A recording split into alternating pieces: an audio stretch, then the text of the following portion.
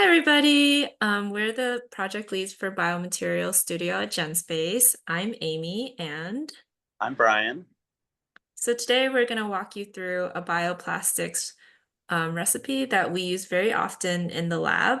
So here, Brian's got the setup, and we have gelatin, glycerin, distilled DI water, as well as blue peacock dye. We also have a mold ready, and it's a flexible silicone mold with shapes of spoons and a tray that helps to carry it to avoid any spillage. Um, and then we have a formula that we use very often.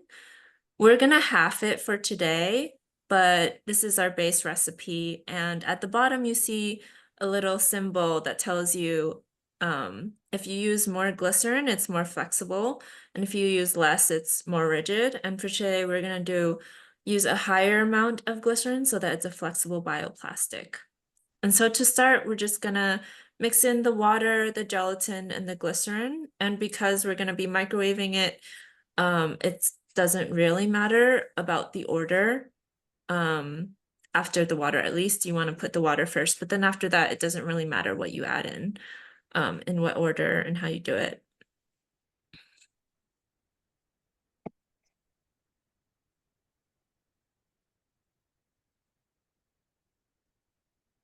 And so now he's adding in the glycerin.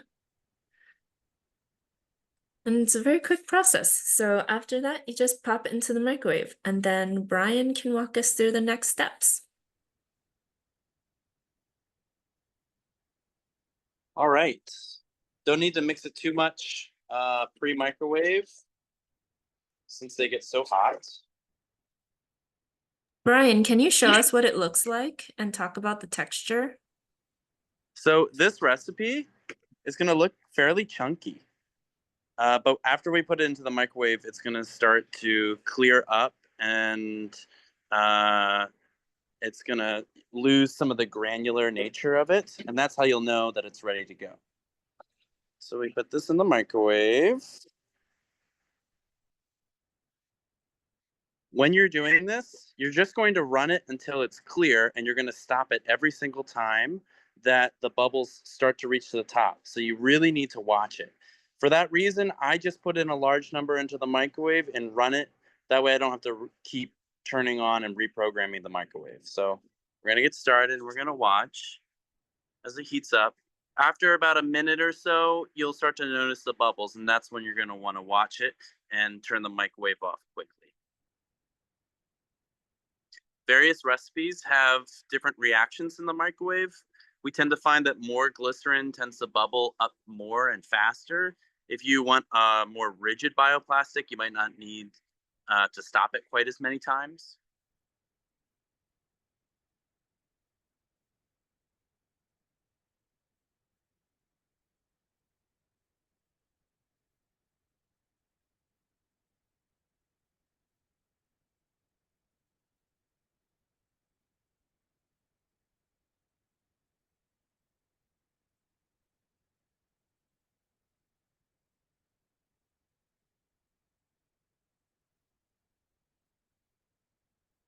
So we're about a minute now, and we're starting to see some bubbles.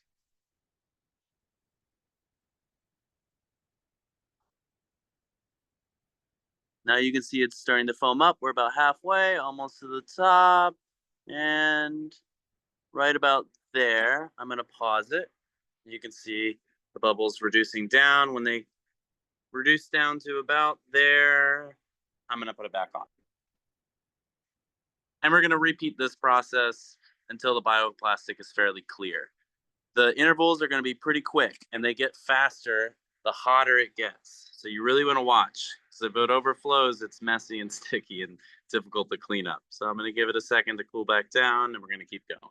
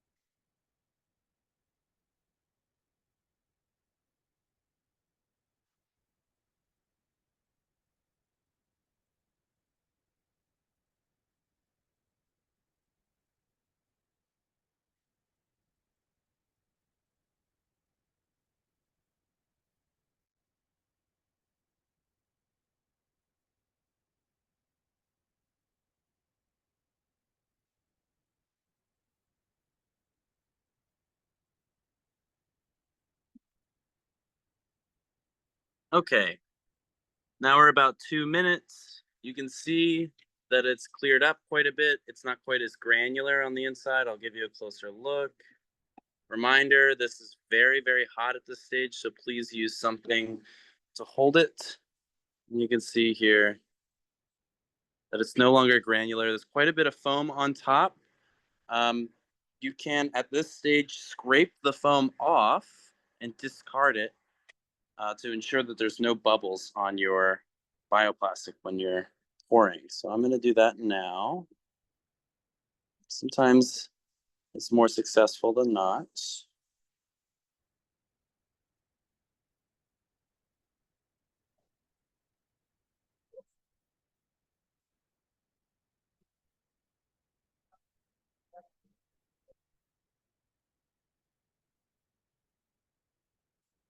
All right.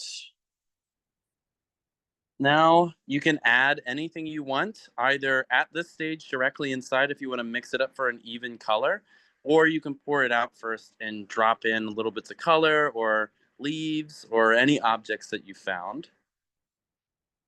Keep in mind you don't need to add very much colors, but it's always nice to experiment. It's going to be very blue.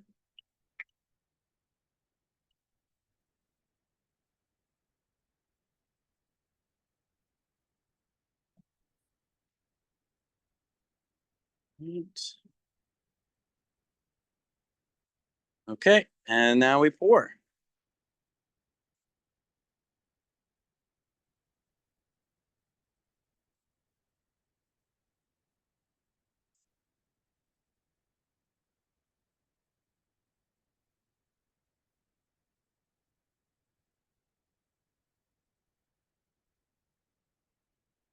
And we used peacock blue dye, which is a food dye, but you can use other things such as like turmeric powder or matcha powder or chili powder, um, which is like a natural dye as well.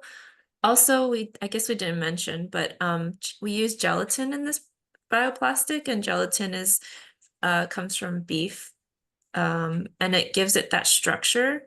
So I believe it comes from beef bone, and so or cow bone, and so it actually gives it a good structure. But then you want a plasticizer such as glycerin so that it has that flexibility. Um, and yeah, it's looking good, Brian. That's all there is to it. Nice and easy. And now we just wait. Uh, Depending on the humidity of the space, if you have a fan that you can blow nearby to get some air movement, it'll speed up the drying process. But generally, you're looking at about 2 days for dry time. And you'll know when it's ready because it should gain some plasticity and it'll hold its own. Thank you, Brian. Thanks, everyone. Thanks. Bye.